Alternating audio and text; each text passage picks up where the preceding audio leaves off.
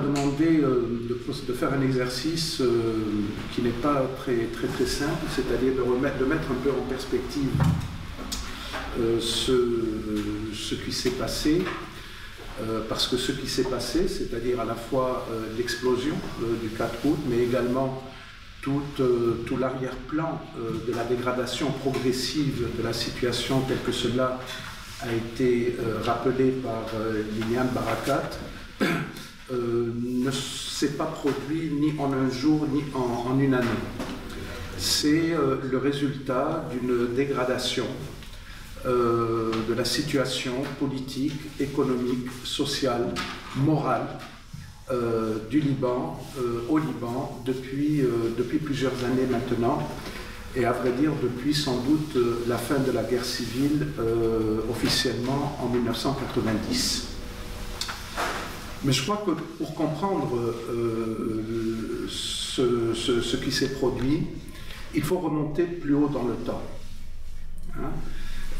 Il faut remonter plus haut dans le temps pour bien voir d'où vient ce système politique libanais. Il ne nous a pas échappé sans doute que l'intitulé de la présentation, c'est une crise révélatrice d'un système politique bloqué.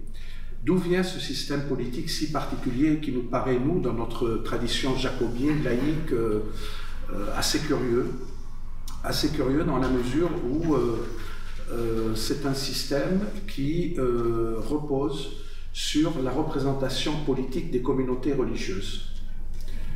Ces communautés religieuses au Liban sont officiellement au nombre de 18. Il y a 18 communautés religieuses officiellement reconnues qui se partagent entre chrétiens et musulmans.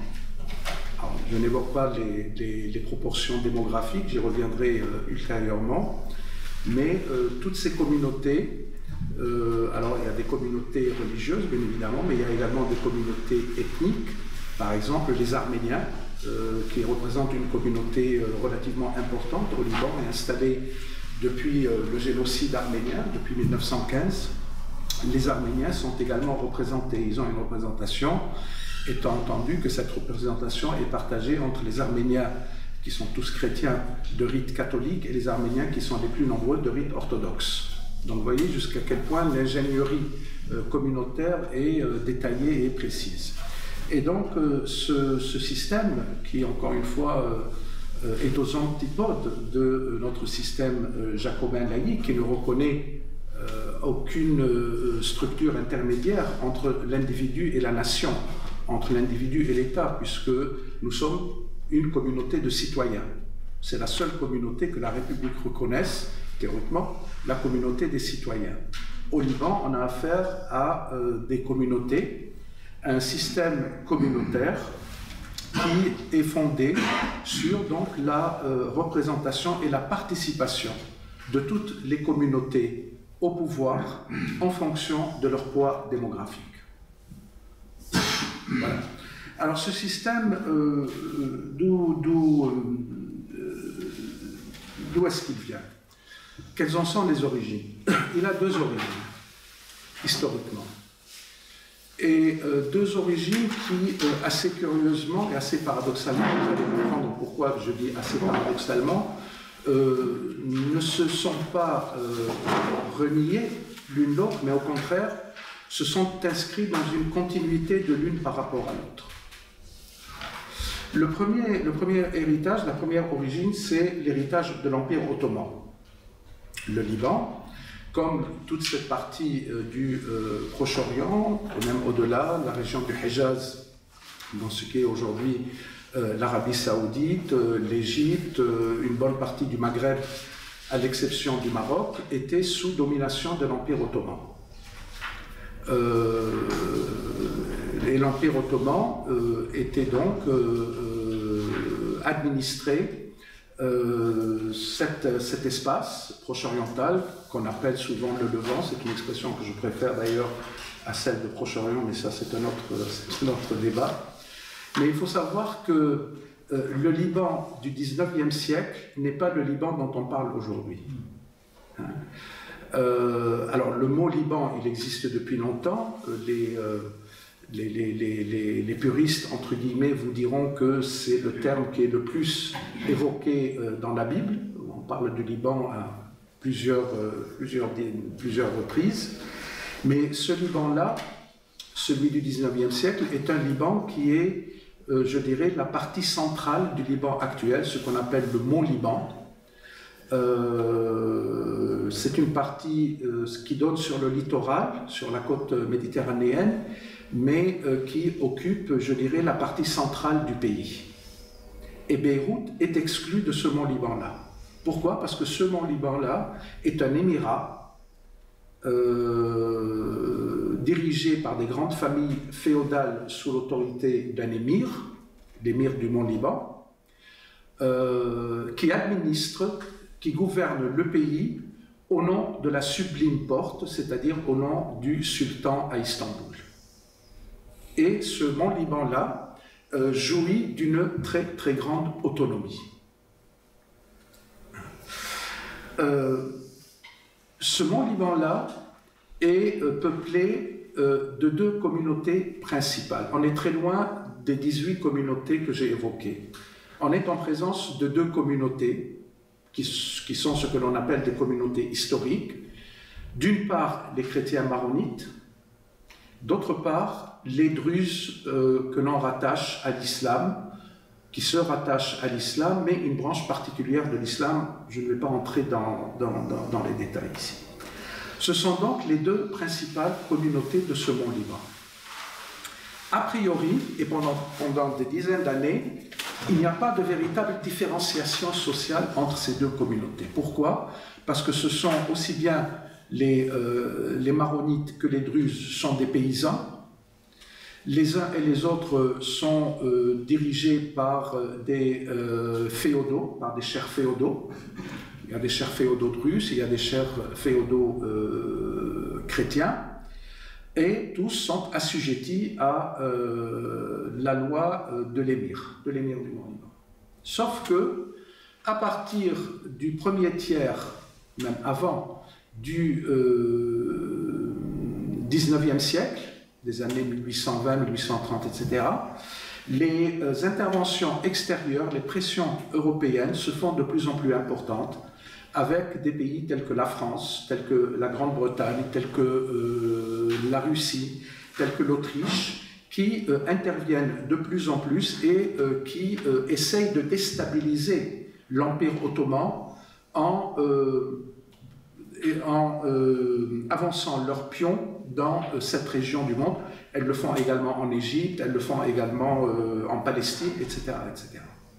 Et à partir de ce moment-là, alors il y a des transformations économiques très, très lourdes qui interviennent avec l'entrée de l'économie de la montagne libanaise progressivement dans le système capitaliste, dans une forme de mondialisation, puisque on va planter de plus en plus de mûriers qui vont servir à produire la matière de base pour les soieries lyonnaises. Donc le Mont Liban entre progressivement dans cette forme de mondialisation capitalistique-là. Et ce qui est important du point de vue de notre analyse, c'est que à partir de ce moment-là commence à se produire une différenciation économique, sociale, entre les paysans druzes et les paysans maronites. Et progressivement, les paysans, ou plutôt les leaderships, les féodaux maronites, prennent le pas sur les féodaux druzes. Et tout ceci dans un contexte, encore une fois, où les puissances européennes interviennent et commencent à jouer des communautés les unes contre les autres. La France, qui se pense toujours comme la gardienne, la protectrice des chrétiens d'Orient, soutient les maronites, alors que la Grande-Bretagne, qui elle n'a pas ce genre de considération, ce n'est pas pour soi-disant protéger telle ou telle communauté, mais la Grande-Bretagne appuie plutôt les druzes. Alors que la Russie, l'Empire russe, lui, témoigne de sa sympathie à l'égard des chrétiens orthodoxes qui sont davantage situés sur la côte. Donc on voit bien que la manière, ou plutôt l'argument sur lequel s'appuie l'intervention de chaque puissance étrangère est essentiellement d'ordre religieux et communautaire. Et tout ceci va, alors je ne passe sur les détails parce que l'évolution est relativement longue et très heurtée, mais tout ceci va exacerber les tensions entre communautés druzes et maronites, et ça va déboucher à partir de 1860-1861 sur des affrontements intercommunautaires au Mont-Liban qui vont dégénérer en massacres antichrétiens. Il va y avoir à peu près, selon les estimations, 20 000 chrétiens qui vont être massacrés. Tout ceci sous le regard complice, pour ne pas dire davantage même, de l'armée ottomane. Ces massacres vont se transporter également en Syrie, à Damas en particulier, où les chrétiens vont être pourchassés, mais là par des musulmans sunnites. Donc on voit que le communautarisme commence, je dirais, à produire ses fruits vénéneux. Et pour la petite histoire, pourquoi d'ailleurs pour la petite histoire, pour la grande histoire, il faut savoir qu'un certain émir Abdelkader, qui est à ce moment-là à Damas, exilé par la France après s'être rendu pendant la conquête de l'Algérie, Abdelkader va ouvrir son palais à Damas et il va y accueillir des centaines, voire des milliers de chrétiens qui vont ainsi échapper au massacre. Abdelkader était une figure que beaucoup de militaires de son époque auraient pu envier, effectivement. Il y avait autre chose. Donc voilà, si vous voulez, cette transformation. Mais ce qui arrive, c'est que ces massacres vont affaiblir l'Empire ottoman, l'administration ottomane, et va amener une intervention encore plus lourde des puissances européennes qui vont imposer à l'administration ottomane d'accorder un statut d'autonomie au Mont-Liban, assorti de la création d'un conseil consultatif dans lequel vont être représentées les deux communautés principales, plus d'autres communautés, en particulier la communauté sunnite et la communauté chiite. Ce qui veut dire donc que pour la première fois dans l'histoire du Liban, et on est encore une fois dans l'héritage ottoman, pour la première fois, la représentation communautaire voit le jour. Ce système d'autonomie va rester en place du début des années 1860 jusqu'au début de la Première Guerre mondiale où il va s'effondrer. La Première Guerre mondiale, c'est également la défaite de l'Empire ottoman. L'Empire ottoman, qui est l'allié de l'Allemagne, va subir également la même défaite que l'Allemagne. Et non seulement va-t-il subir la même défaite que l'Allemagne, mais il va être démantelé. C'est l'application de l'accord Sykes-Picot, conclu en 1916 entre la France et la Grande-Bretagne, accord sur la base duquel la France et la Grande-Bretagne sont d'accord pour qu'une fois la Première Guerre mondiale terminée, elles se partagent les dépouilles de l'Empire ottoman. En fonction de quoi ? Une fois la Première Guerre mondiale terminée, effectivement, les accords Sykes-Picot, avec l'aval des différentes conférences de la paix qui vont se tenir après la fin de la guerre, en fonction de quoi, donc, la Grande-Bretagne va recevoir mandat, c'est le terme, pour administrer l'Égypte, mais c'était déjà fait, la Mésopotamie, c'est-à-dire l'Irak, la Palestine et la Transjordanie. Alors que la France va recevoir mandat sur le Liban et sur la Syrie. Et c'est là qu'on en arrive au second héritage historique, l'héritage français. Pourquoi ? Parce que la première préoccupation de l'administration mandataire, de l'administration coloniale française, c'est d'affaiblir le nationalisme arabe qui, je dirais, on est dans une forme de proto-nationalisme.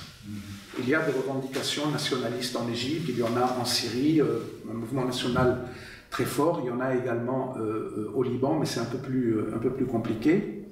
Et donc, la France, qui est également très attentive, je dirais, aux demandes du patriarche de l'église maronite du Liban, qui demande à l'administration française que soit créé un État du Grand Liban.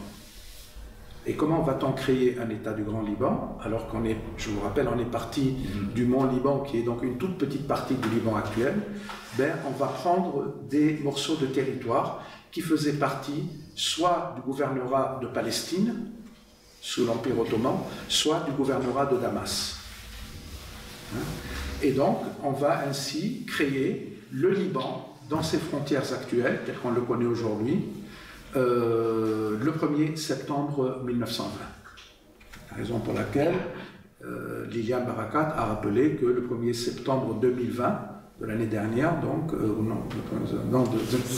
cette année, pardon, je mélange un peu les dates, on a fêté le centenaire donc, de la création de l'État du Grand Liban. Cette transformation, je dirais, de l'assiette territoriale se traduit également par une transformation de la composition communautaire. Pourquoi? Parce que là où on avait avant dans le Mont Liban deux grandes communautés principales, et je dirais des morceaux de communautés en nombre très limité, le nouveau pays va se trouver soudain peuplé de au moins une douzaine de nouvelles communautés. C'est-à-dire qu'on va avoir des chiites en grand nombre qui vont être intégrés à cet État, on va avoir des Grecs orthodoxes, on va avoir des Grecs maronites, on va avoir une composante sunnite extrêmement forte, etc. etc. Et donc l'administration coloniale française, qui est sommée quelque part de gérer cette diversité, elle ne va pas faire preuve de beaucoup d'imagination. Pourquoi? Parce qu'elle va reprendre finalement le système de la représentation communautaire mis en place par l'Empire ottoman. Elle va l'améliorer d'une certaine façon, parce qu'on intègre beaucoup plus de communautés, mais le système reste fondamentalement le même, c'est-à-dire celui de la représentation communautaire, sur une base religieuse. Mais peut-être, diront certains, quid du principe de laïcité? On est en principe dans une colonie française, même si elle porte le nom de mandat, et donc logiquement la règle de la laïcité aurait dû s'appliquer. Sauf que les collègues, mes amis africains ici présents, savent encore mieux que moi que dans les colonies, le principe de laïcité n'a jamais été appliqué. C'est Gallieni, je dirais, un des grands personnages de la Troisième République, qui a dit un jour « La laïcité n'est pas un produit d'exportation ». Ça veut dire que la laïcité, effectivement, a été réservée à la France, mais que dans les colonies, on fait autre chose. Et cette autre chose, donc, dans le cas de la France, donc, ça a été la mise en place de cette représentation communautaire. Le mandat suit son cours et finalement, en 1943, la France est obligée d'évacuer le Liban face au mouvement nationaliste. Donc c'est l'indépendance et les élites politiques de cette époque-là, représentées essentiellement par les leaderships maronites,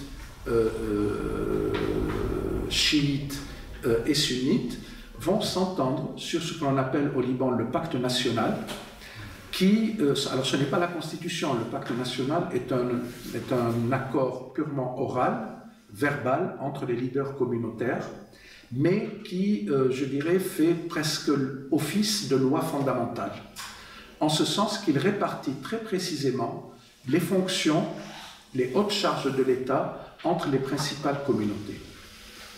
La traduction concrète, c'est quoi? C'est la chose suivante. La présidence de la République doit revenir à un chrétien maronite. Le Premier ministre, on disait à l'époque, le président du Conseil, doit être un musulman sunnite. Et le président du Parlement, c'est-à-dire l'Assemblée nationale, doit être un musulman chiite. Et toutes les hautes fonctions au sein de l'appareil d'État, de l'appareil militaire et de toutes les institutions sont ainsi réparties selon des équilibres communautaires. Encore une fois, ce n'est pas inscrit dans la Constitution. C'est le pacte national qui le dit, mais le pacte national fait office de loi fondamentale. Donc, par ce pacte national, les élites de l'indépendance consolident et institutionnalisent le confessionnalisme politique. Elles institutionnalisent le partage communautaire du pouvoir et elles jettent les fondements, mais ça elles ne pouvaient pas le savoir, elles jettent le fondement des crises à venir. Pourquoi elles jettent le fondement des crises à venir?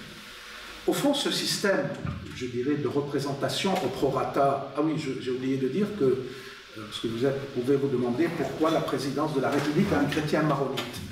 Pour la raison suivante, c'est que en 1932, l'administration coloniale française procède à un recensement, c'est le seul recensement à ce jour au Liban, il n'y a pas eu d'autre, qui fait apparaître une très légère majorité de chrétiens. Je crois de l'ordre de 52 ou 53% de chrétiens contre 47 ou 48% de musulmans. Donc, en fonction de quoi, et en se basant sur ce recensement, les élites vont donc décréter que voilà, ce sont les chrétiens, et parmi eux les plus nombreux, c'est-à-dire les maronites, qui détiennent la présidence de la République. Mais il y a d'autres enjeux derrière ça. Il y a le fait que dans un environnement majoritairement islamisé, majoritairement musulman, l'attribution de la présidence de la République aux chrétiens maronites est une façon de rassurer en quelque sorte les chrétiens, et non seulement les chrétiens du Liban, mais sans doute au-delà, mais ça c'est un impensé, les chrétiens de Syrie, voire même les chrétiens de Palestine, mais eux ils vont être confrontés à une autre tragédie. Donc ce système, ça s'appelle en sciences politiques, tu as dit que j'étais politologue, donc voilà, pour une fois j'étale, donc en sciences politiques ça s'appelle une démocratie de consociation. Qu'est-ce que ça veut dire, ce terme cette expression un peu barbare? Ça veut dire justement que c'est un système de représentation politique qui reconnaît les différences et qui les institutionnalise en prévoyant des mécanismes de participation au pouvoir et de régulation de ces différences-là. La Belgique est un système consociatif. Les Pays-Bas, c'est un système consociatif. Le Canada est un système consociatif. Ce qui fait la singularité du système consociatif libanais, c'est qu'il se décline selon des lignes confessionnelles et religieuses. Et ça n'existe nulle part dans le monde. Et c'est ce qui fait la complexité, justement, de ce système. Alors, ce système, finalement, si on devait faire un petit tableau Excel, avec d'un côté les mérites et de l'autre côté les limites, le mérite, je dirais, il y en a un peut-être. C'est que le Liban est sans doute le seul État du Moyen-Orient dans lequel aucune communauté n'a jamais subi une discrimination d'État pour ce qu'elle est. Il a pu y avoir des discriminations d'ordre économique, des communautés désavantagées globalement. Ça a été le cas des chiites au Liban pendant très longtemps, j'y reviendrai peut-être. Mais c'est le seul pays, me semble-t-il, où il n'y a pas eu de discrimination étatique d'une communauté pour ce qu'elle est, c'est-à-dire chrétienne ou autre. En revanche, les limites du système, elles sont beaucoup plus nombreuses. Je dirais que la principale d'entre elles, c'est que c'est un système qui s'est très rapidement grippé du fait de la corruption effrénée, du fait que la représentation communautaire a généré et entretenu un clientélisme politique qui a gangréné progressivement tout l'appareil d'État et toute la société. C'est par ailleurs un système, le système consociatif, qui demande à constamment évoluer. C'est à partir du moment où il est basé sur un rapport de force entre les communautés, je ne dis pas rapport de force militaire ou violent, mais rapport de force démographique. Il faut qu'il évolue, et il faut donc que les élites soient en mesure de s'asseoir autour d'une table, de débattre et de prendre des mesures qui vont faire évoluer le système. Or, dans le cas du Liban, ces élites n'ont jamais accepté de s'asseoir autour d'une table pour négocier, étant entendu qu'à partir du moment où les maronites détenait la présidence de la République et, je dirais, avait une position prédominante dans l'économie du pays. Il n'avait pas vraiment envie de revenir sur cette position privilégiée-là. Et donc, progressivement, les blocages se sont accumulés, ce qui a conduit au déclenchement de la guerre de 1975. Alors, je n'entre pas dans les détails de cette guerre, il faudrait d'ailleurs parler de guerre au pluriel. Toujours est-il que c'est un conflit qui va durer 15 ans, qui va se terminer en 1990, et qui va donc accoucher d'une nouvelle classe politique incarnée principalement par les seigneurs de la guerre, c'est-à-dire ceux qui se sont combattus, que ce soit des chrétiens maronites, des chrétiens orthodoxes, que ce soit des musulmans sunnites, que ce soit des musulmans chiites, que ce soit des druzes. Ce sont les seigneurs de la guerre qui vont prendre possession de l'appareil d'État à la fin de la guerre. Ils vont s'auto-amnistier, on ne parle plus de là, ils vont même s'amnistier tellement bien qu'il n'y aura jamais aucun travail de mémoire sur la guerre. Pourquoi y a-t-il eu cette guerre-là? Il n'y a jamais. Chaque communauté a sa propre histoire et sa propre mémoire de la guerre. Comme je le dis toujours, on est au Proche-Orient, et au Proche-Orient, il y a un problème. C'est que tout le monde a quelque chose à reprocher à tout le monde, et chacun a quelque chose à se reprocher. Et on est également dans une région où la capacité d'oubli est très faible. Les gens n'oublient pas. Or, je ne suis pas forcément un très grand partisan d'Ernest Renan, mais Ernest Renan a raison de dire que pour faire nation, il faut avoir beaucoup de choses en commun et il faut avoir oublié beaucoup de choses. La nation en France ne s'est pas construite, je dirais, dans un monde de bisounours. Loin de là. Sauf qu'au Proche-Orient, cette capacité d'oubli-là, elle n'existe pas. Donc, chaque communauté entretient sa propre mémoire de la guerre. Et cette oligarchie, parce que je pense qu'on peut parler d'oligarchie, se reproduit à la tête de l'État depuis 1990. Hein? Alors, il y a eu un intermède pendant lequel, un très long intermède pendant lequel le Liban était sous occupation syrienne. L'armée syrienne, à la faveur de la guerre, est entrée au Liban en 1976 et elle n'en a été chassée qu'en 2005, après l'assassinat de l'ancien Premier ministre Rafiq Hariri. Hein? La présence de l'armée syrienne a également contribué à une encore plus vaste clientélisation de la société politique libanaise. Et donc tous ces seigneurs de la guerre se sont partagés le pouvoir, se partagent le pouvoir depuis donc la fin de la guerre. Quel est le pays qui sort d'une guerre civile et qui 30 ou 35 ans après n'est pas en mesure de fournir de l'électricité à tous ses citoyens 24 heures sur 24? Quel est le pays qui sort d'une guerre de plusieurs années et qui 30 ans après n'est pas en mesure de fournir de l'eau potable à ses citoyens, y compris dans une grande ville comme Beyrouth?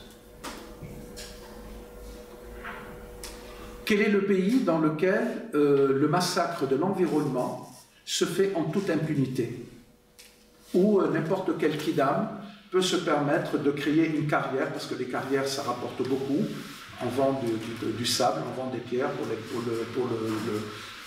la construction. Bref, c'est un pays qui a été mis en coupe réglée. Et qui plus est, c'est un pays qui était totalement bloqué sur le plan politique. Et tout ceci, je suis trop long? 5 minutes, d'accord. Tu m'avais dit 45 minutes. Tu y seras. Ah bon, d'accord. Okay. Je vais aller vite. Et donc, on en vient au début de l'année 2019, comme cela a été dit par Liliane Barakat. Donc on est en présence d'un système économique qui est en train de s'effondrer. Alors c'est vrai que le Liban s'est toujours prévalu de sa prospérité, s'est toujours prévalu d'avoir une classe moyenne, ce qui était vrai. Une classe moyenne parmi les plus importantes du Proche et du Moyen-Orient. Mais tout ceci a commencé à, je dirais, s'effriter dès la fin des années 2018, début de l'année 2019. Pourquoi? Parce que d'une part, certaines orientations politiques et diplomatiques du Liban l'ont éloigné de certains pays comme l'Arabie Saoudite, comme le Koweït, etc., qui lui apportaient une aide financière importante. D'autre part, les banques libanaises, qui se prévalaient d'être au moins aussi sûres que les banques suisses, avaient mis en place, avec la bienveillance de la Banque du Liban, un système qu'on appelle les montagnes de Ponzi. Alors qu'est-ce que c'est les montagnes de Ponzi? Moi j'ai découvert ça, je ne connaissais pas, je ne suis pas du tout économiste. Les montagnes de Ponzi, c'est un système qui consiste à rémunérer avec des taux d'intérêt extrêmement élevés, les gros dépositaires avec l'argent des petits dépositaires. C'est-à-dire que les banques font de la cavalerie.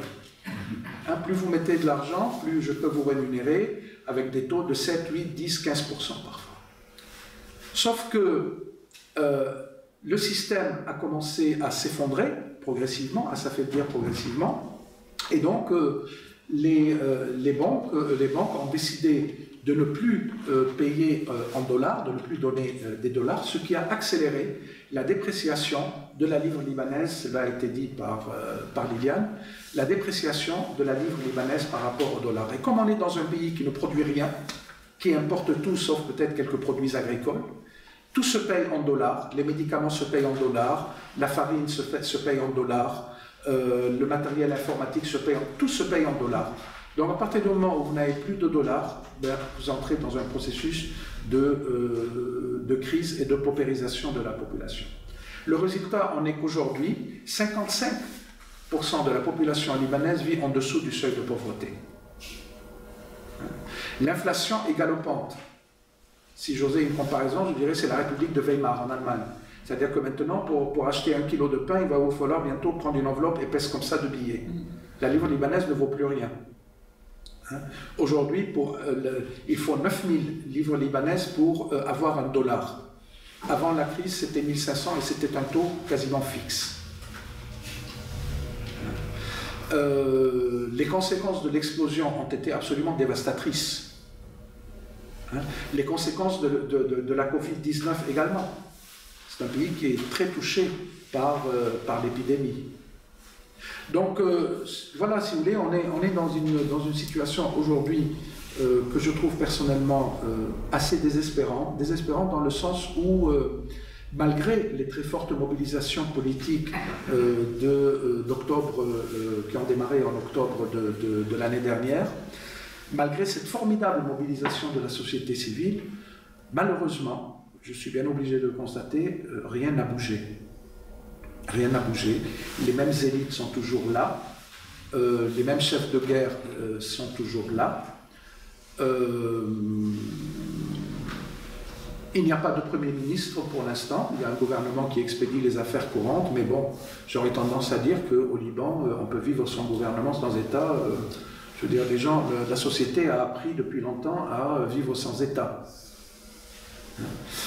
Mais ça, je terminerai par là.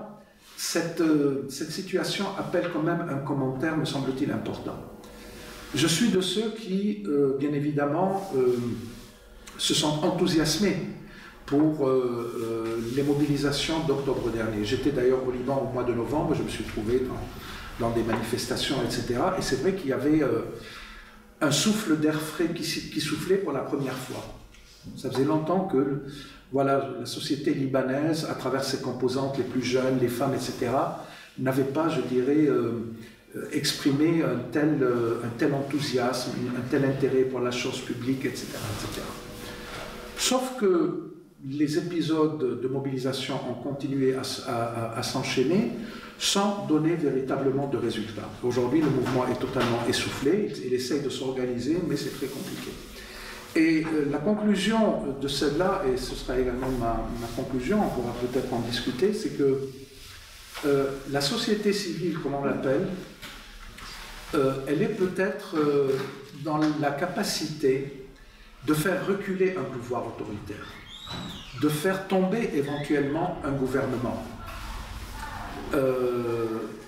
Est-ce qu'elle est dans la capacité de produire véritablement un changement de régime, c'est-à-dire de proposer par elle-même une alternative politique?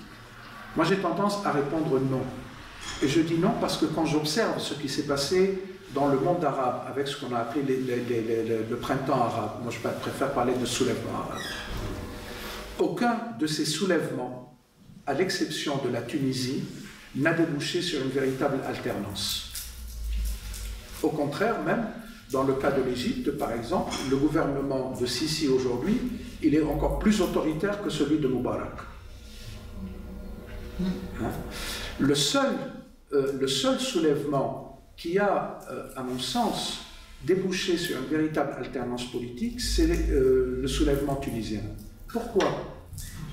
J'ai une hypothèse, quelques hypothèses qui valent ce qu'elles valent, mais tout de même, la raison en est peut-être que la société civile tunisienne, d'abord, elle était beaucoup plus structurée, beaucoup mieux organisée que beaucoup d'autres sociétés civiles dans le monde arabe, où on a ce qu'on appelle des sociétés civiles administratives. C'est l'État lui-même qui crée sa société civile, à travers des ONG, où il va placer ses hommes de main, c'est l'épouse du président de la République qui va animer des ONG, etc., etc.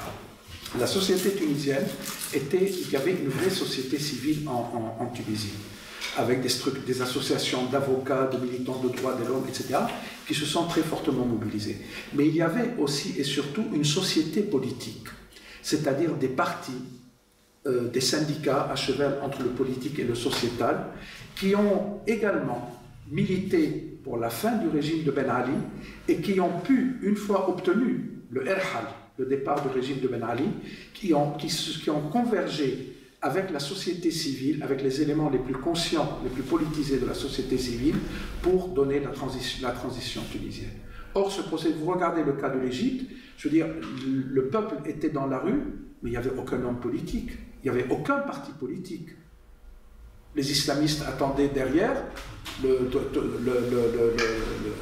leur heure, et c'est ce qui s'est produit, d'ailleurs. Vous regardez le cas du Maroc, vous regardez le cas dramatique de la Syrie. Je veux dire, voilà, on a là l'illustration précisément de l'inexistence de sociétés politiques capables précisément d'opérer cette jonction avec la société civile et donc d'engager une véritable alternance. Au Liban, on est dans ce cas de figure. On est dans le cas de figure où tous les partis politiques, à part quelques-uns, mais ils ne pèsent pas très très lourd, précisément, sont des partis politiques engagés du côté du pouvoir. Ils se représentent, ils sont le pouvoir. Donc, mon regard, effectivement, et j'arrêterai là, mon regard, effectivement, est assez désabusé. Mon regard est assez triste, parce que, précisément, je vois mal d'où le changement pourrait arriver. Voilà. Je m'excuse d'avoir été trop pessimiste, mais je trouve qu'il y a très très peu de raisons d'être véritablement optimiste.